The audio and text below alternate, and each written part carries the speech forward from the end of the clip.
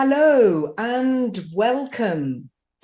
Tobacco, harmful alcohol consumption, unhealthy diet, or lack of physical activity all increase our risk of getting cancer. But what about environmental factors? The WHO estimates that environmental causes are behind over 250,000 cancer deaths in Europe every year. Air pollution is a main driver of mortality, but there are concerns about other environmental risk factors too. My name is Claire Dool and I'm your moderator. During this session, we're going to look at how we can better protect citizens from getting cancer from environmental pollution. What are European and international policymakers doing? And what can citizens do themselves to reduce the risk? Please, I'm sure you've got lots of questions, so do submit them using slido.com. You put that into your mobile phone or onto your computer. It prompts you with an event code and you put in EU GreenWeek 2021, and then you're going to be directed to this session. And of course, do tweet using hashtag EU GreenWeek 2021.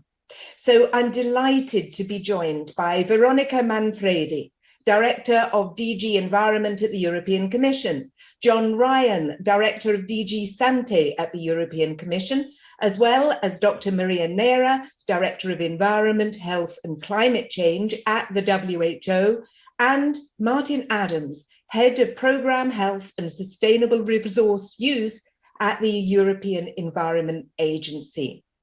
So let's start by hearing from Martin Adams, who's going to set the scene with some facts and figures and talk to us about what we know and what we don't know about the links between cancer and environmental pollution.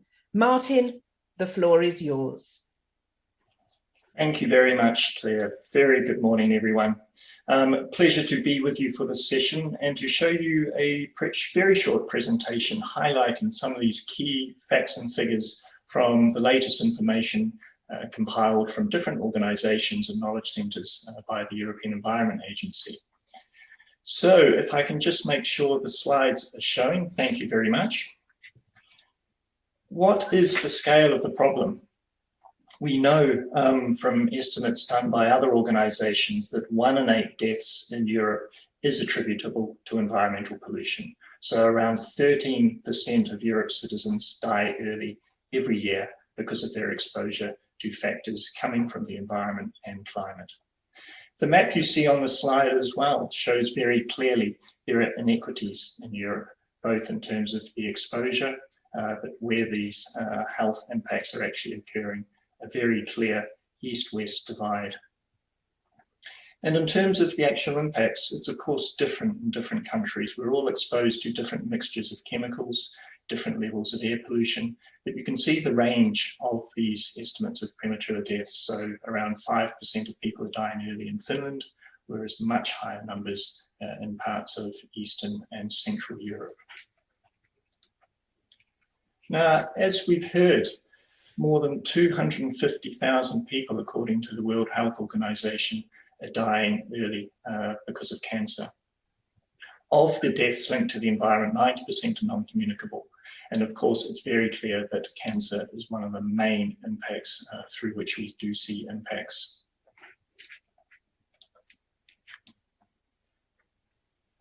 I'd just like to come back to this question of the tale of two Europes in terms of different elements. Air pollution has already been mentioned. There are very good correlations between and established causalities between our exposure to air pollution and incidences of lung cancer. We know in Europe around 400,000 premature deaths occur from air pollution every year. This number has been improving. Policies are working in Europe, but we know through the ambition of the zero pollution strategy as well, we want to cut this by around half by 2030. A very clear policy direction which we will be looking for. It's not just lung cancer driving harm from air pollution. Other factors, of course, are very important.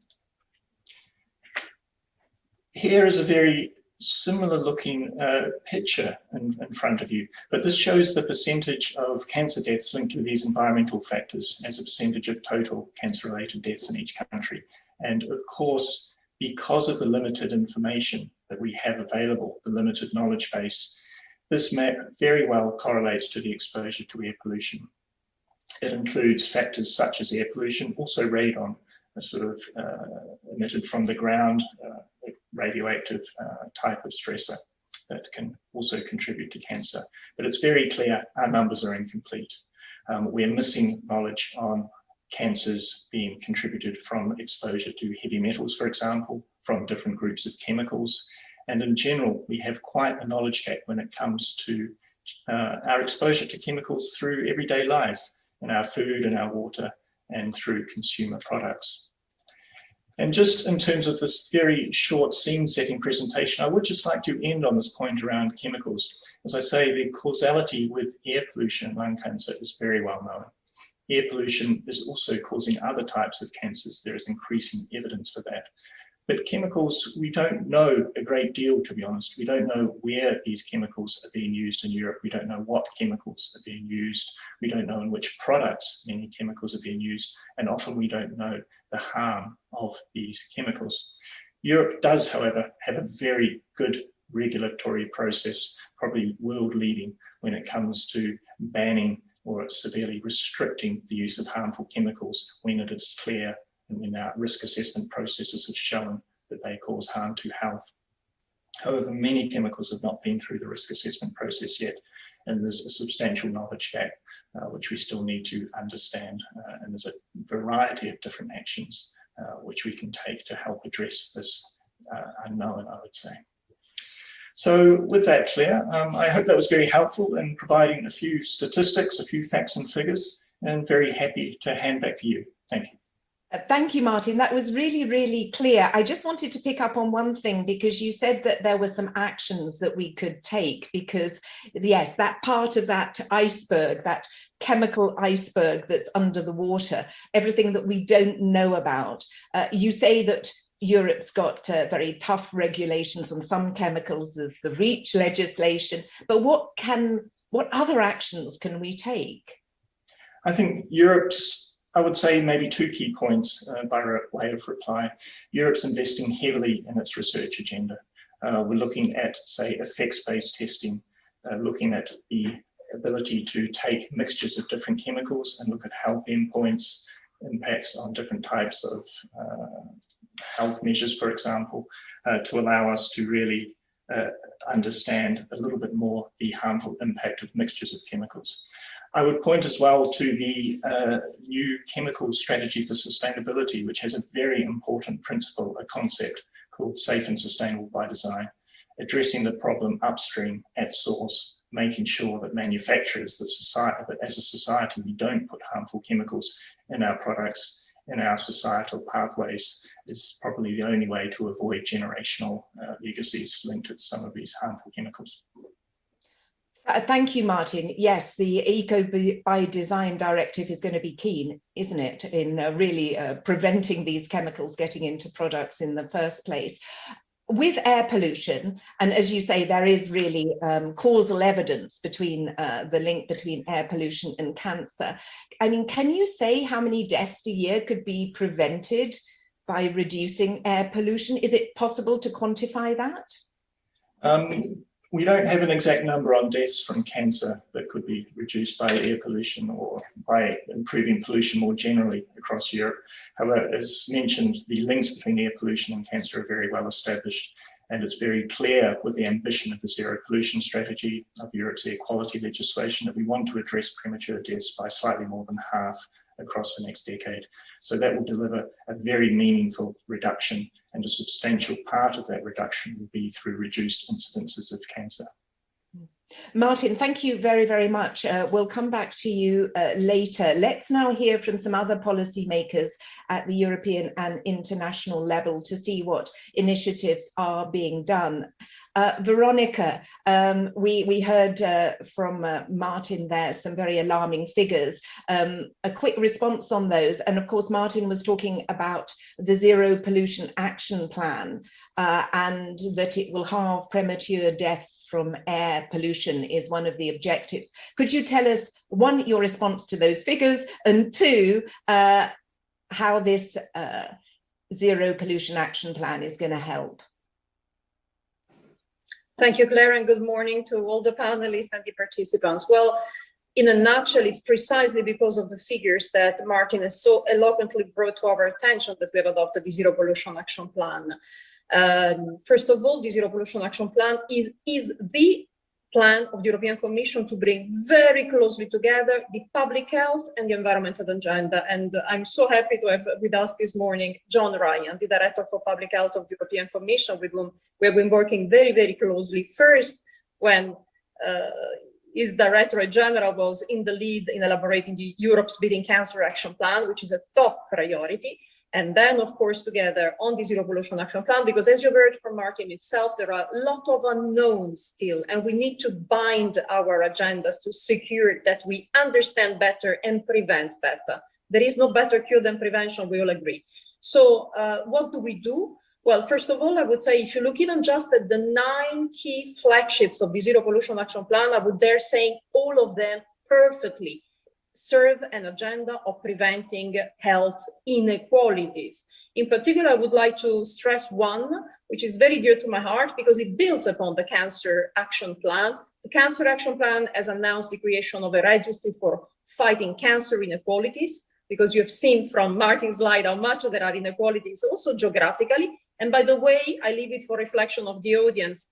Isn't it striking that somehow you also see that it's not, there isn't necessarily a dichotomy between being, richer and more competitive industrially and still being able to tackle pollution. So we should not fall in the trap of those who believe fighting pollution is very costly, is something we can never do. Well, actually, you can at the same time improve the economic performance of a country, make it better, more competitive, and tackle pollution. So we are going together with John and his team and the European Commission services build a health inequalities registry, going even beyond the knowledge we want to further gather on cancer and tackle other diseases. I would like to mention the flagship on urban and regional action that is going basically to check every 2 years the green performance at local and regional level in tackling different sources of pollution.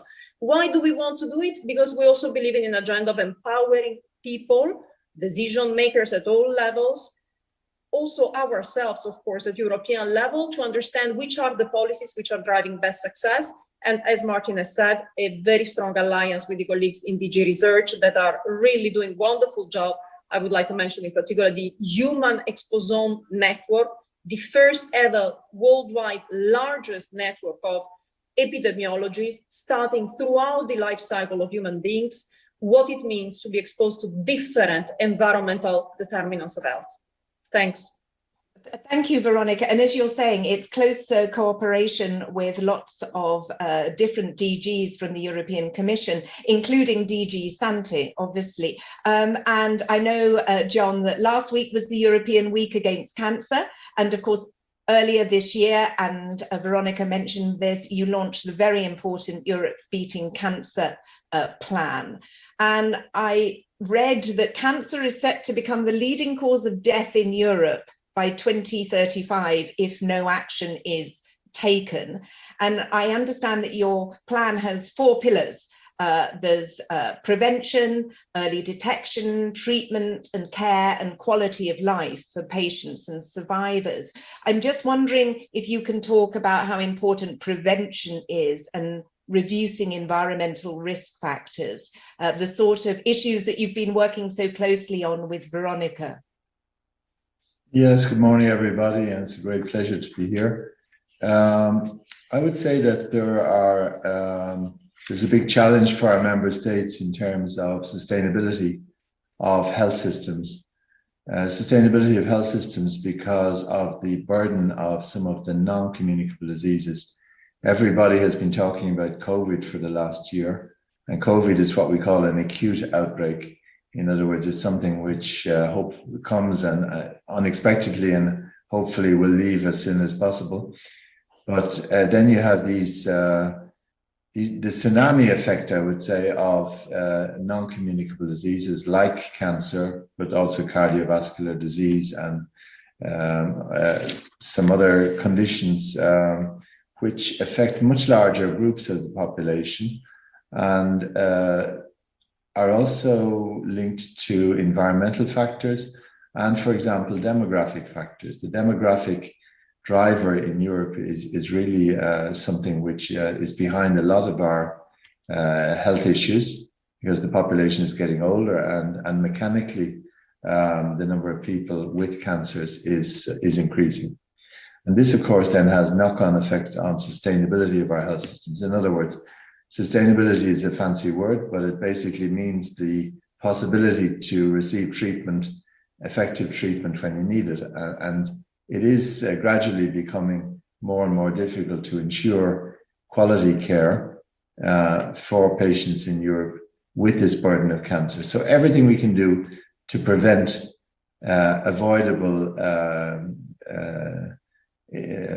avoidable disease is something which we should be encouraging. And obviously, if we can move as well on things like air quality standards or industrial emissions, encourage sustainable mobility, for example, and also make sure that people have safe water to drink. These are some of the issues which can help to reduce people's risk. Thank you, John. Yes, it's all about reducing risk. Let me bring in Dr. Maria Nera, Director of the Environment, Climate Change and Health at WHO. I cited those WHO figures at the beginning. But Maria, perhaps you could give us some facts and figures about the incidence rate of cancer globally and some of the biggest environmental risk factors that you're identifying.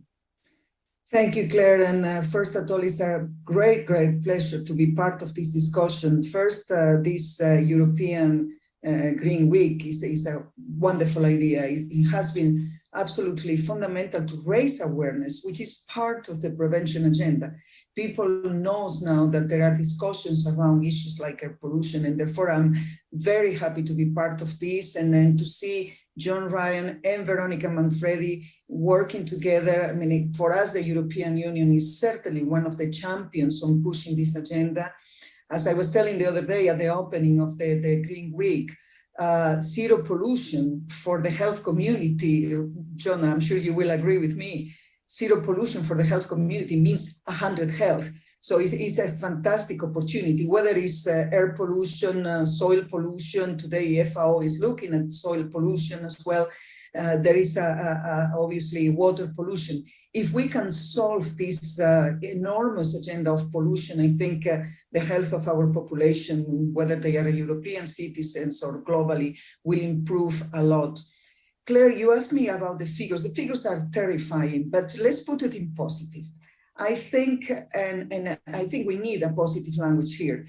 If we put it in positive, we can say that if we take the right decisions, whether there are on legislation or policies implemented by the European Commission, or all the initiatives on research and interventions that are now taking place, if we put all of that as an initiative, if we are successful, we could reduce as much as 1/4 of the global burden of diseases. Isn't it an incredible agenda? I mean, that means more than 14 million deaths globally that are associated or related to environmental risk factors that are modifiable. So we are not confronting here a new virus that we don't know how to fight against, or we are not confronting, a totally unknown issue. We are fighting something that we know the causes, well, more or less, and we know how to reduce that. So this is an incredible thing. In positive, we could save lives, we could reduce enormously the burden of diseases and the cost of those diseases, because this is one of the key issues as well, and maybe the economic argument is something that politicians will understand very well. The second thing is that this prevention agenda has not only the mission and the good reason for, but it has as well the good investment argument. Means it's a no regrets investment. Who will disagree that if you improve air quality in Europe, the benefits, you can quantify it as you want. You can say, you can look only at the cancer cases that you're preventing. You can look at, I mean, you can put it as you wish. The point is that if you improve air quality, it's a non-regrets investment. It's something that for sure will give you enormous benefits for health. Sometimes the problem we have with investments on primary prevention, and I'm sure that the Director of Health will know that very well, is that you prefer to invest, sometimes the politicians prefer to invest on things that you see the result immediately. I bought 1 million tablets for malaria, or impregnated bed nets for preventing malaria. But when you say reduce air pollution and you will see the results, even if they can be quite immediate, as we saw during the lockdown, maybe the cost of this prevention is not as visible than the cure. But 25% of the global burden of diseases and 3% of the resources of the health system dedicated to that. This is an imbalance. We need to correct it. Thank you, Maria. I like that idea of a no regret investment. And indeed, these are the sort of messages that need to get home. I see, John, thank you. You've put your hand up. Would you like to respond to what Maria has just said? I'd just like to support what the World Health Organization has been saying and what Maria has been saying. And just to emphasize the point that, you know, if somebody has a specific disease like chronic obstructive pulmonary disease, for example, or cancer, or cardiovascular disease, then they have a one-to-one relationship with their doctor. You have to go to a doctor's surgery and he has to find a treatment for you. So it's one-to-one. But the big advantage of what we're talking about here today is we're moving the determinants of health, the things that can make a population sick. In other words, we're effectively proposing a strategy which could actually improve the health of an entire population and not just one person. So of course, we're concerned about the one person who has cancer, the one person who has COPD, the one person who has cardiovascular disease. But the big advantage of what Maria was saying, I think, is that these interventions are population-based interventions. Exactly. Therefore, they gradually improve the health of an entire population and an entire region. And thereby they're much more effective, in fact, than just providing a better treatment or a quicker treatment to one person who may have the disease. And that's why it's a positive investment. And that's why in the European Union, where the population is getting older, where we have less and less people in our workforce, the longer we can keep the workforce healthy and capable of working and wanting to work and contributing to the economy, it makes the whole thing much more sustainable. And on the human side, of course, anything we can do to reduce human suffering, disease, is obviously a plus. So we shouldn't only look at it from the economic point of view, but also from the human point of view. Anything we can do to improve the situation is a big advantage. Thank you, John.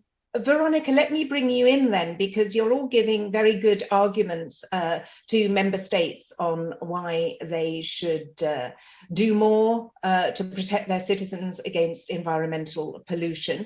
But Veronica, I believe that lots of existing environmental legislation is not being applied. I read that there was 31 infringement procedures for air pollution in 18 member states.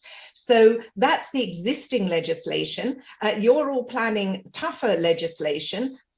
How are you going to persuade these member states to make this a priority?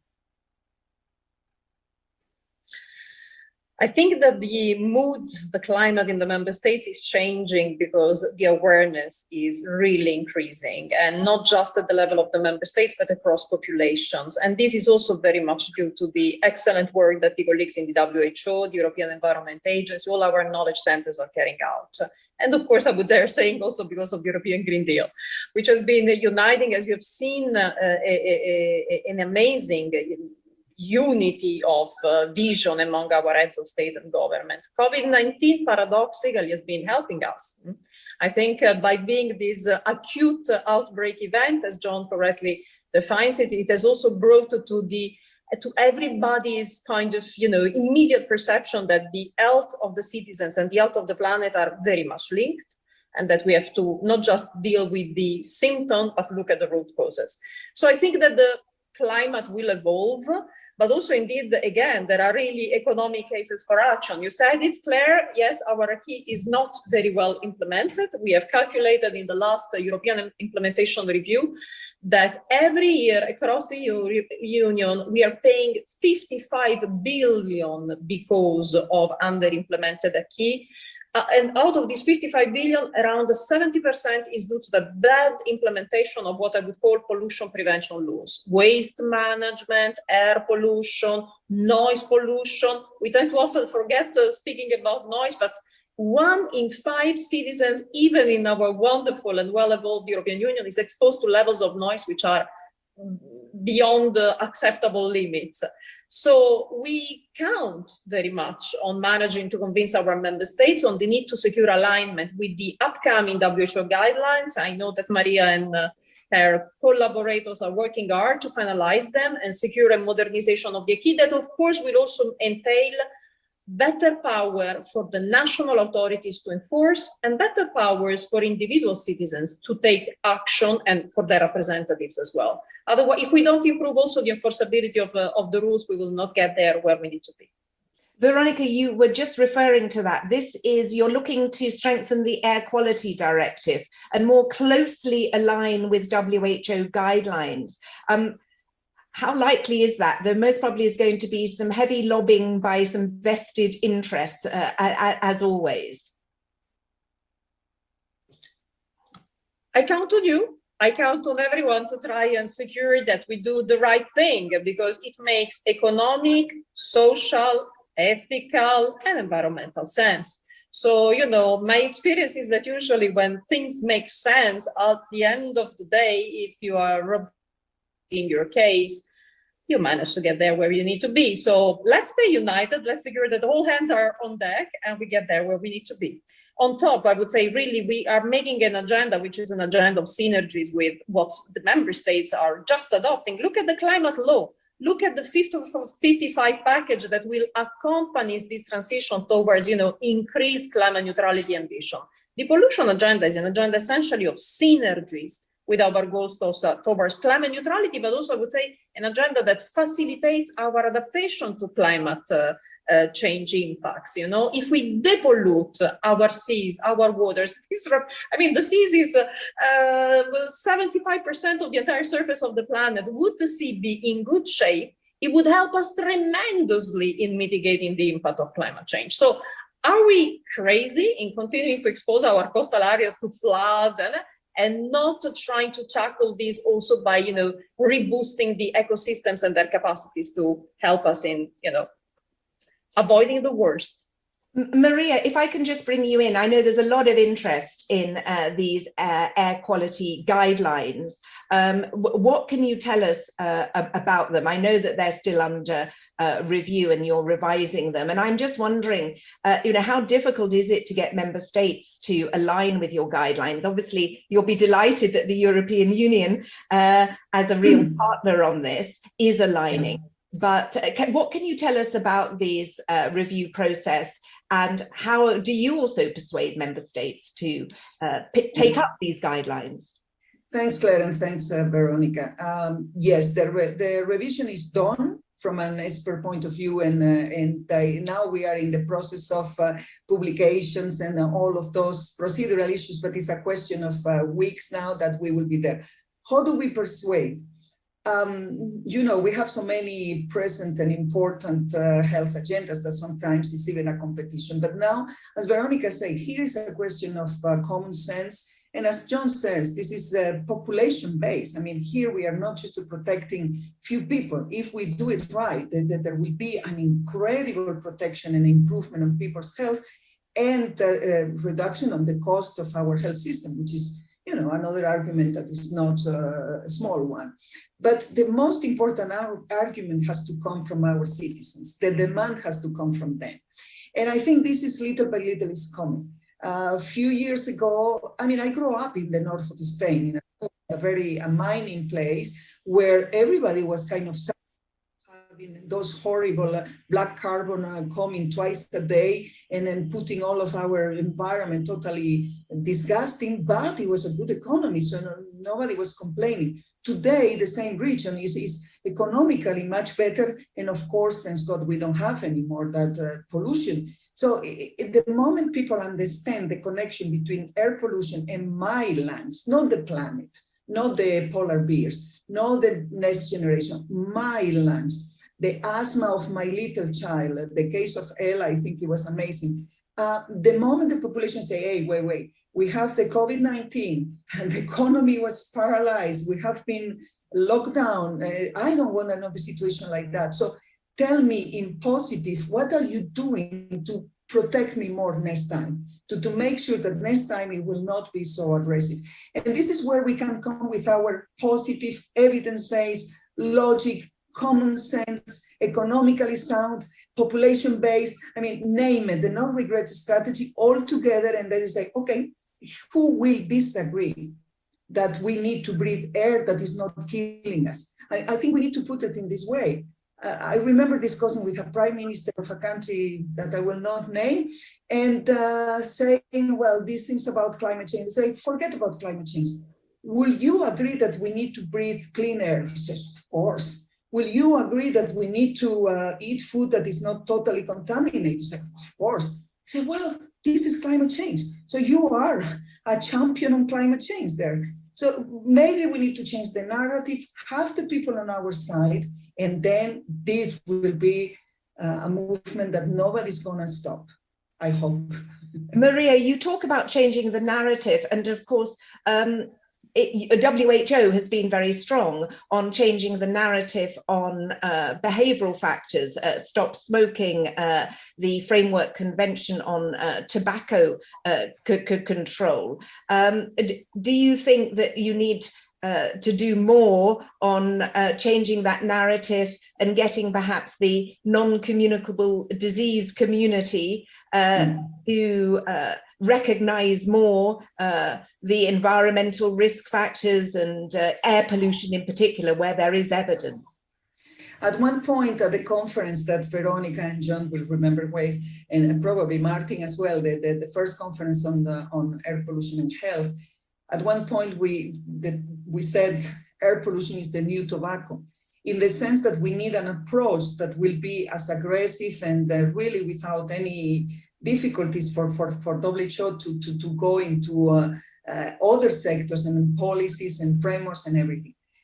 So in that sense, air pollution is the new tobacco. The difference here is that very strong. Tobacco, it took us 50 years between the day we started to see linkages between tobacco smoking and lung cancer, for instance, 50 years. This is unacceptable. So air pollution cannot be like that. We need a short time for putting policies in place, for making sure that people understand 7 million premature deaths every year caused by exposure to air pollution is very, very dramatic. I mean, if we paralyze the world because of the COVID, I'm not saying we need to paralyze the world. The contrary, we need to be intelligent, smart, common sense, and start to increase the quality of the air we breathe. Otherwise, the problems will be enormous. So it's the new tobacco plus, because we need to do much more.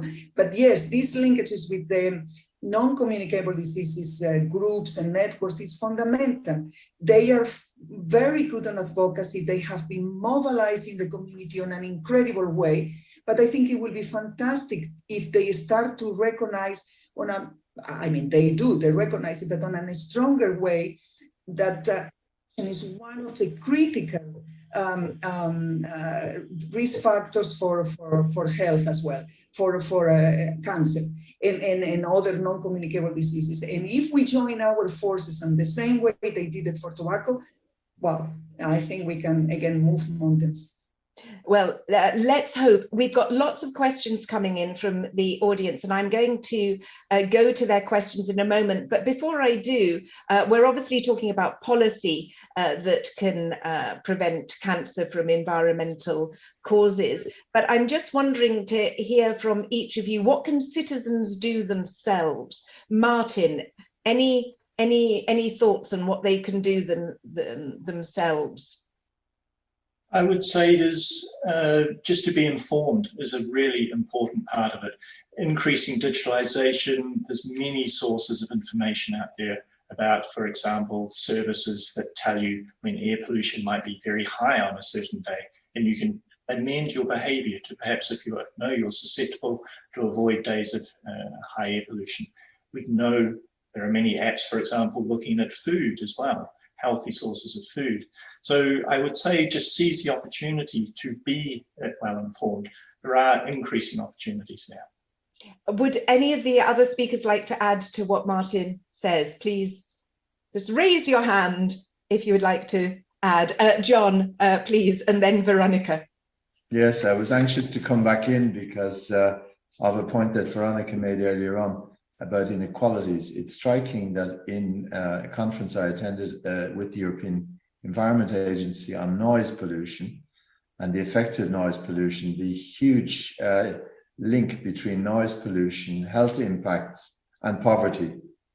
And when you think about it, it's quite logical, of course, that people living close to sources of noise like airports or motorways or urban traffic channels, these are people who perhaps don't have a choice, but that's the only place they can live.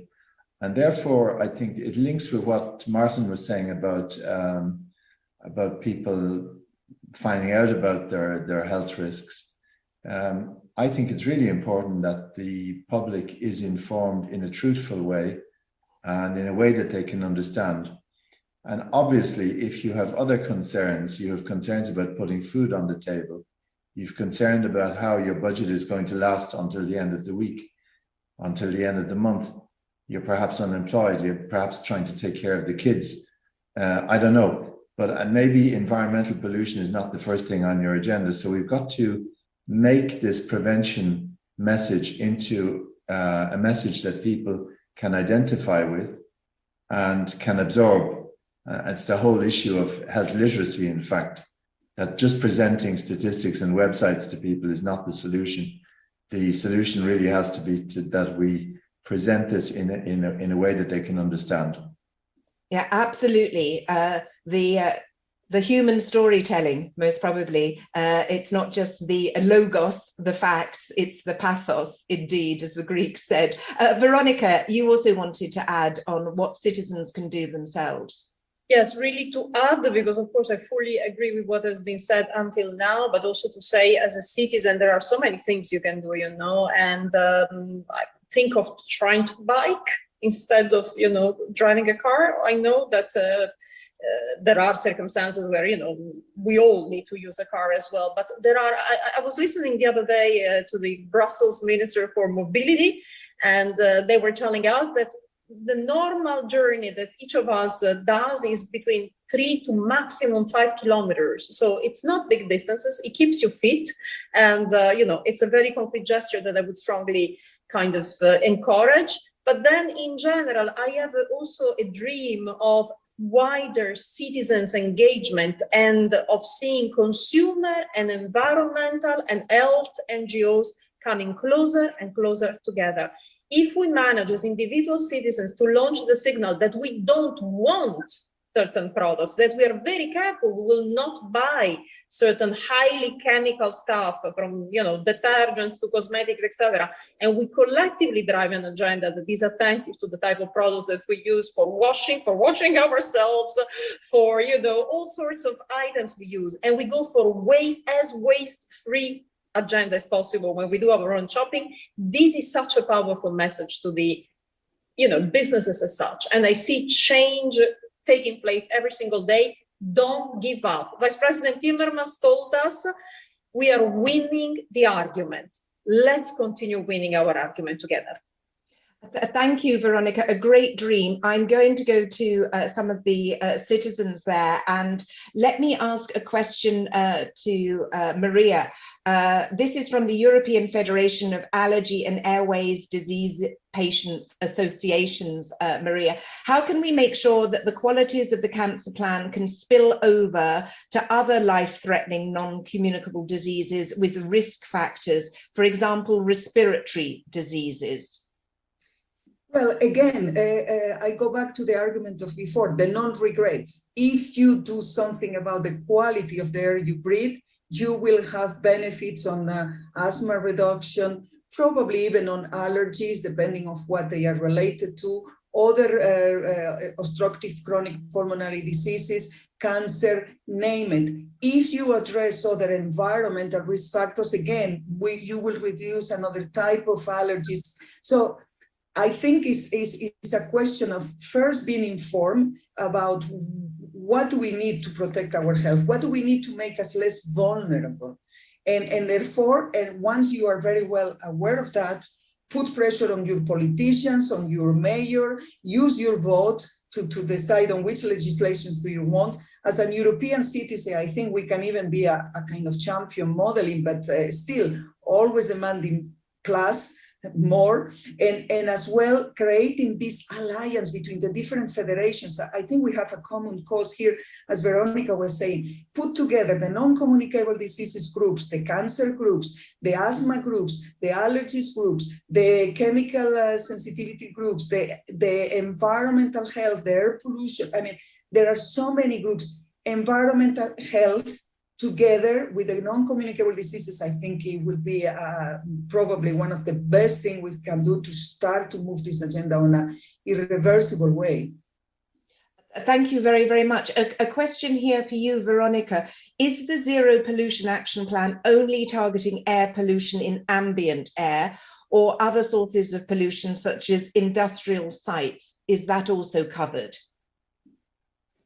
The answer is straightforward. It's absolutely yes. We are not only covering ambient air quality. First of all, we are also taking actions in order to tackle better indoor air quality. We will be working very closely with colleagues across the departments, but in general in the implementation of what we call the Renovation Wave initiative and the new European Bauhaus, looking at how to improve the LT standards in existing and future buildings. But on top, yes, when it comes to generally ambient air quality problems, the Industrial Emission Directive review is a top priority to secure that we go towards emissions level, which at the same time make our industry stronger, but also indeed much cleaner. And therefore drivers of technological improvements across the world, because I must tell you, this is one of the directives which is most looked at also internationally. Thanks. Understood. There's a question here, Martin. And of course, any of the other people, just raise your hand if you would like to add to what the other speakers are saying. This is from the European Citizen Science Association, Martin. And the question is, citizen science projects have been very interesting in monitoring, for example, COVID-19. What is the EU doing on citizen science? And the questioner says, pressure from citizens can improve enforcement. Yes, I would agree with both of those points. I think the EU is doing quite a lot. There was a very interesting paper accompanying the Zero Pollution Strategy on opportunities for digitalization, and it features a number of interesting case studies, including citizen science, where the information, the new technologies are now coming that will really enable this information to perhaps be used to shape policies in ways that hasn't been possible until now.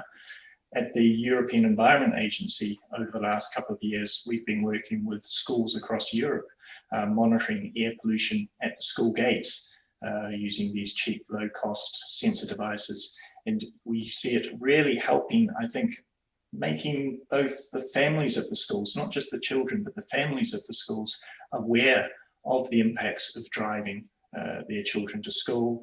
Just public awareness is a very important way through which citizen science can help engage people. It's very clear. So I would think looking forward across the next 10 years, as we become more and more digital as a society, we can pull in this data. We want to do that at the European Environment Agency, pull it in, use different techniques to really help inform our understanding of air pollution. So a lot of opportunities. Thank you very much. Martin, let me ask you this question, and then perhaps also for Veronica. Do you agree that too much emphasis is being given to electric cars when 80 to 90% of pollutants are not coming from the exhaust pipe? Martin, and then Veronica. I think we have a very clear perspective at the agency on this type of question. We think there are still fundamental changes needed in the way societies access mobility services, for example. One can imagine when it comes to quality of life, simply we've seen horrific sort of pictures of, the rush hours at the end of the workday, people sitting in vehicles, clogged streets in our cities across Europe. Simply putting everyone in an electric vehicle will not solve that aspect of the quality of life. It is clear that electric vehicles are very helpful in the transition to a cleaner society, both from the climate change and also from the air pollution. Are they the entire answer?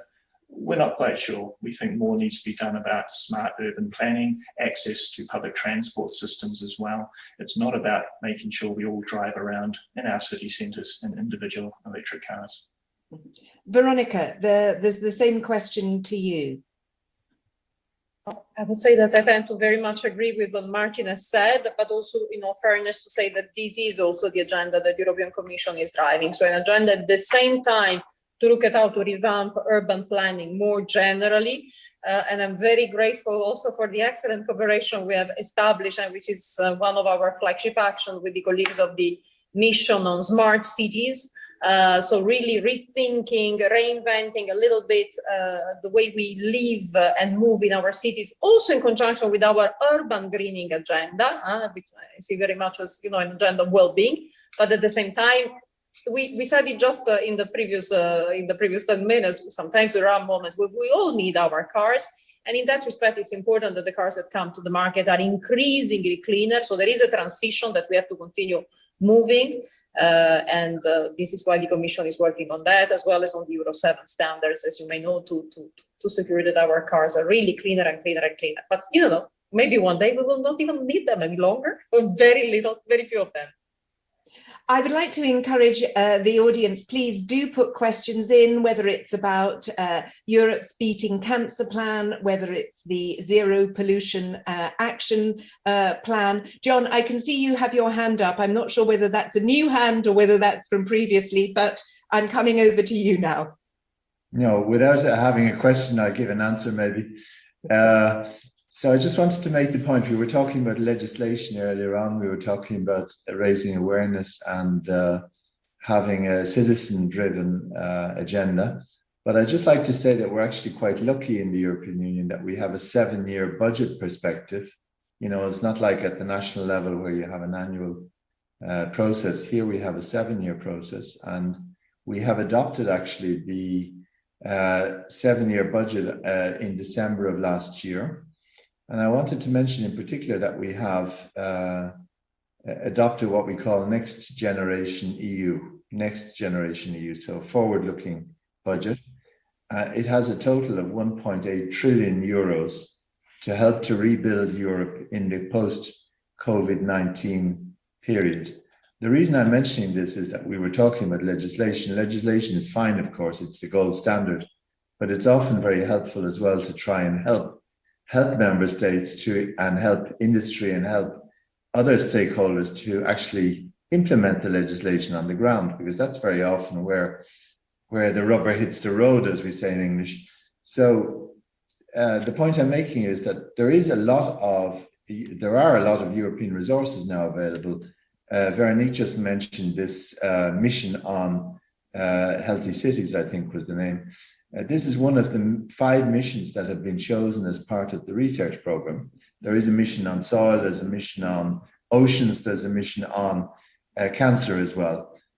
We also have the new EU health program, which has a budget which is a multiple of its previous budget. So what I'm saying is that also stakeholder groups, for example, but member states and other people who have an interest in a particular topic, concerned with health, concerned with the environment, can now benefit from European funding. And I think this is a major advantage that we have, that all of the stars in heaven are in the same place at the same time.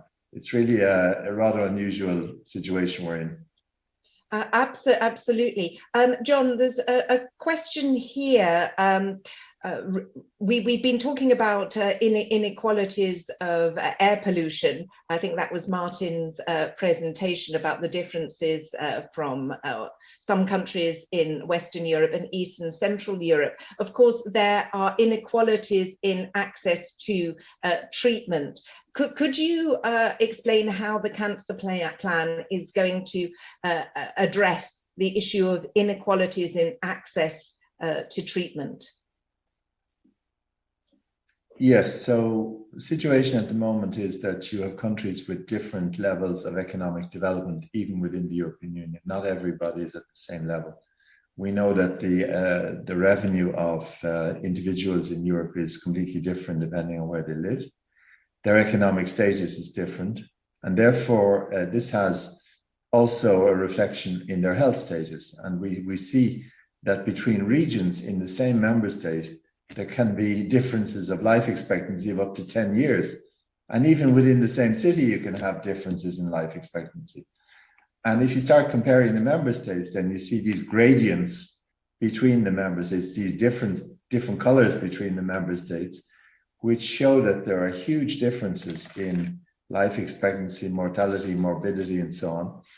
Now, I don't want to say that all of this is down to economics or all of this is down to social status or whatever. There can also be other factors. For example, there can be dietary factors. There can be issues regarding the age profile of the population. But I think there's a lot we can do actually to make sure that European citizens have a more equal playing field as regards their health. And you can do that, as I was saying earlier on, by population-based measures which are similar between the member states. So you don't have one country which is very polluted and another country which is very green, but you try and bring everybody to a more similar level of health protection. You were talking about tobacco earlier on, Maria from WHO was talking about tobacco. It's a good example because you had at the beginning of this process in Europe some countries which were star performers as regards tobacco control.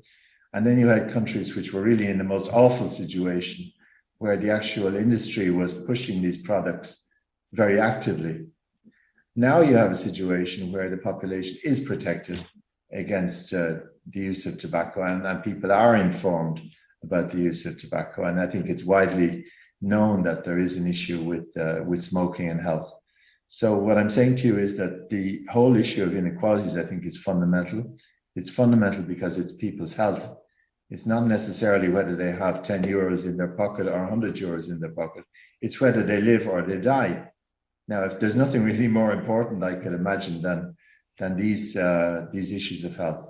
And we've seen this with COVID. We've seen this with COVID, that the health is really something that's really important for people. And it's so close to the important things that they consider in their own lives. Absolutely, yes. Making the link between the environment and health, we have seen is absolutely vital, whether it's on preventing cancer, climate change, or even biodiversity loss. This is what makes people wake up. Just wondering, John and Veronica, you've been talking about this cooperation between the two directorates. What's the next step? John, what's the next thing that you're going to be cooperating on? John and then Veronica. Well, let's just say that we have a very similar agenda, and the Commission has committed to implementing Sustainable Development Goals. It has adopted a number of very strategic documents over the last few months, and this is really bringing all of the Commission departments together. And so I don't want to sound like a bureaucrat. It's not the fact that Veronica and myself get on well and that we talk with Martin on a regular basis. This is not the issue. The issue is that we're joining up the different policies it's a cross-government approach. It's a health in all policies approach. And maybe this was less the case in the past, because in the past you may have had a more strong focus on economic development or economic growth, and the health impact or the environment impact might not have been fully integrated. What I can tell you today is that within the Commission, the sustainability agenda, making Europe a sustainable place to live and work, making it a performing society, having a high level of health protection and environmental protection. This is a common agenda which I would have if I'm working here or if I'm working in the seat of somebody else. So what we're working on next will be actually on a concrete level, the implementation of this zero pollution plan and the implementation of the cancer plan. And Veronica, for the zero pollution plan, what's the priority? What's the first regulation that you will be examining and revising? Because I believe you're going to be looking at many different directives and regulations by 2025. What's your priority?